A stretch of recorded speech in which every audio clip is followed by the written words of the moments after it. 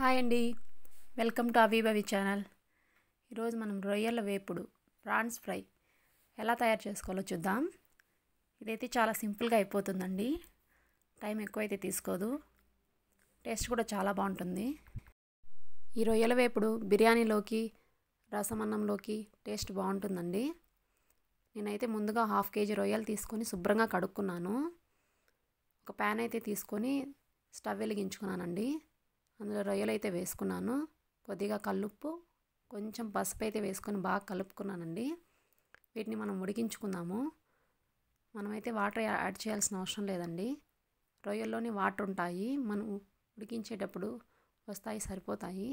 దాంట్లో ఉండే వాటరే మధ్య మధ్యలో మనం కలుపుకుంటూ ఉడికించుకోవాలి. చూడండి, దీనికైతే మూత అయితే పెట్టేసి మధ్యలో కలబెట్టుకుంటా మనము చూసుకుందాం. చూడండి, వాటర్ వచ్చేసాయి. ఆ వాటర్తోనే ఉడికిపోతాయండి రొయ్యలు అయితే. ఇప్పుడు చూద్దాము. రొయ్యలు అయితే ఉడికిపోయాయి.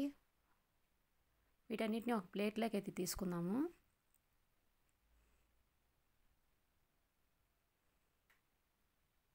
ఇప్పుడు వేరే ప్యాన్ అయితే తీసుకుందాము. స్టవ్ వెలిగించుకుందాము. ఇందులో 2 టేబుల్ స్పూన్ల నూనె అయితే వేసుకుందామండి.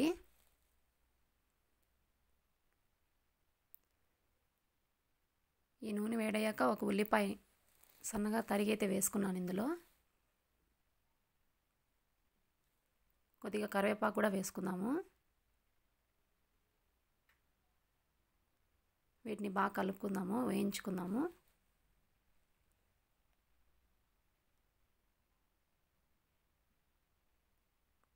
చూడండి, ఇవి కొద్దిగా వేగనిద్దాము. ఇప్పుడు ఒక స్పూన్ ఫ్రెష్గా దంచిన అల్లం వెల్లుల్లి పేస్ట్ అయితే వేసుకుందాము. వీటిని బాగా కలుపుకుందాము పచ్చివాసన పోయేంత వరకు ఈ పేస్ట్. ఇప్పుడు ఒక స్పూన్ కారం,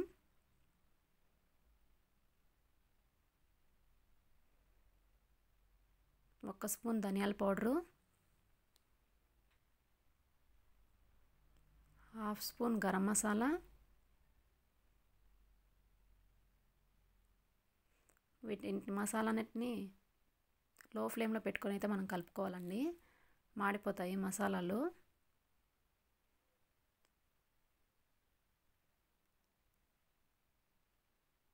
ఇప్పుడు కొంచెం మిరియాల పొడి అయితే వేసుకుంటున్నానండి, ఫ్లేవర్ బాగుంటుంది. ఇప్పుడు బాగా కలిసిపోయాయి కదా మసాలాలు. ఇప్పుడు ఇందులోకి మనం ఉడికించి పెట్టుకున్నటువంటి రొయ్యలని అయితే వేసుకుందాము. ఈ రొయ్యల్ని బాగా కలుపుకుందాము ఆ మసాలాలోకి.